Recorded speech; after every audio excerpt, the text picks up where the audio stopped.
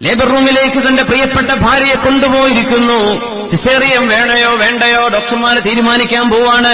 കുട്ടിക്ക് കുഴപ്പമുണ്ടോ ഇല്ലയോ ഒന്നും അറിയില്ല. പടച്ചവനെ, എന്റെ ഭാര്യയെ നിന്നെ ഏൽപ്പിക്കുകയാണ്.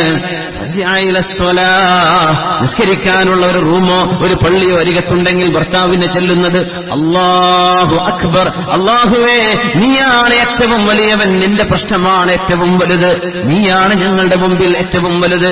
അല്ലാഹുവിന്റെ മുമ്പിലേക്ക് ചെന്ന് ആ വിഷയമൊന്ന് അവതരിപ്പിച്ചുവോ? ഇബ്രാഹിം നബി നിസ്കരിച്ചുകൊണ്ടിരിക്കുകയാണ്.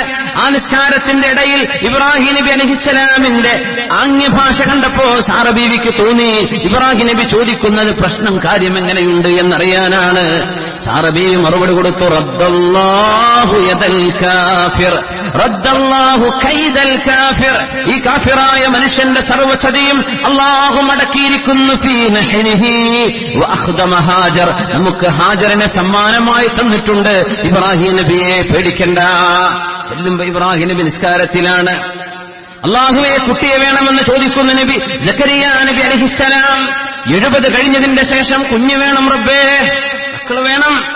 അസ്ബാബുകൾ നോക്കിയാൽ കിട്ടാൻ പ്രയാസമുണ്ട്. 70 ആയില്ലേ, ഈ കുട്ടി എവിടുന്നാ ഉണ്ടാവുക? ശരീരം ദുർബലമായില്ലേ? തല നരബാധിച്ച് തിളങ്ങുന്നുണ്ടല്ലോ പടച്ചവനെ.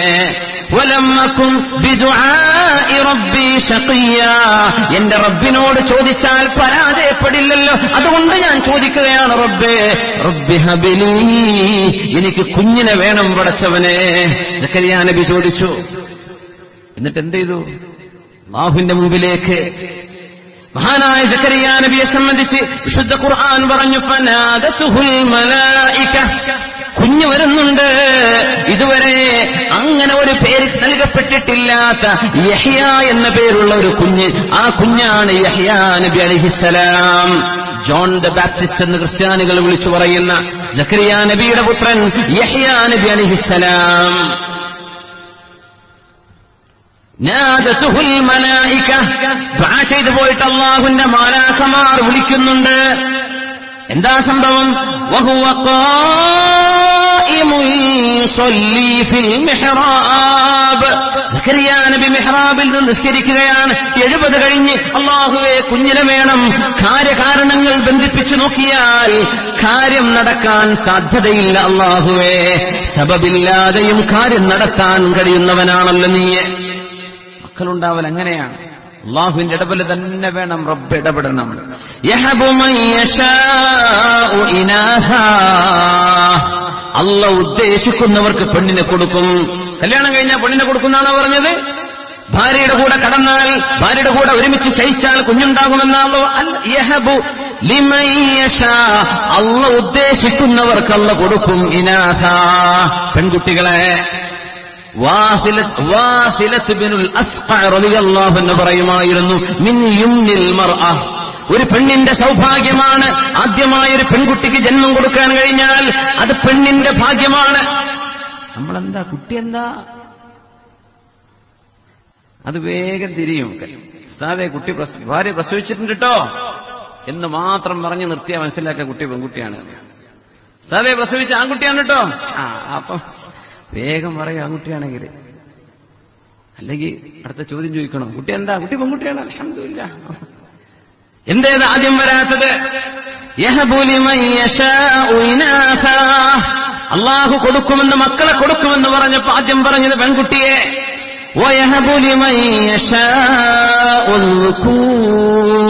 അല്ലാഹു ഉദ്ദേശിക്കുന്നവർക്ക് അല്ലാഹു ആൺമക്കളെയും കൊടുക്കും. അല്ലാഹു ഉദ്ദേശിക്കുന്നവർക്ക് കല്യാണം കഴിഞ്ഞാൽ കൊടുക്കുന്നല്ല, അല്ലാഹുവിന്റെ തീരുമാനം വേണം. ചില ആളുകൾക്ക് ആൺകുട്ടികളെയും കൊടുക്കും, പെൺകുട്ടികളെയും കൊടുക്കും.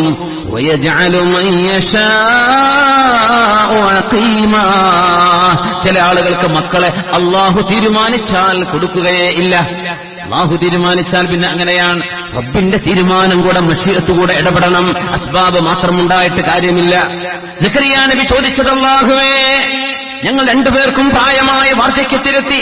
ഇത്രയും കാലം നീ തരുമെന്ന് പ്രതീക്ഷിച്ചു റബ്ബേ, ഞാൻ ഇനിയും ചോദിക്കുകയാണ്, തരണേ.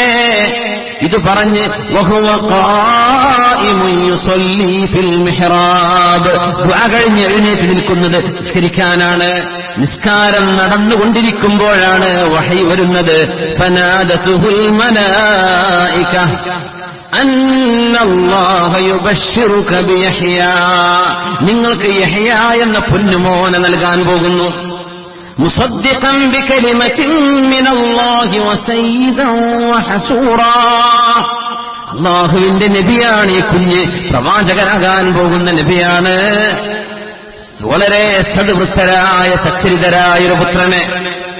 വനബിയ്യൻ മിനസ് സാലിഹീൻ, ഈ സന്തോഷവാർത്ത സ്വീകരിക്കുമ്പോൾ യഹ്യാ നബി അലൈഹിസ്സലാമിന്റെ ഉപ്പ സക്കരിയാ നബി അലൈഹിസ്സലാം ധരിച്ചുകൊണ്ടിരിക്കുകയാണ്. കുഞ്ഞ് വേണമെന്നതാണ് വിഷയം. ഒരു വിഷയം, ഒരു പ്രയാസം വന്നാൽ ഫസിഅ ഇല സ്വലാഹ്, പരിഹാര നിസ്കാരത്തിലൂടെ അല്ലാഹുവിലേക്ക് അങ്ങനെ ലൗ തവക്കൽതും അലല്ലാഹി ഹഖ്ഖ തവക്കുലിഹി, അല്ലാഹുവിലേക്ക് കാര്യങ്ങൾ ഏൽപ്പിക്കുന്ന പോലെ ഏൽപ്പിക്കാൻ നമുക്ക് സാധിച്ചാൽ ഇതാണ് നടക്കാൻ പോകുന്നത്.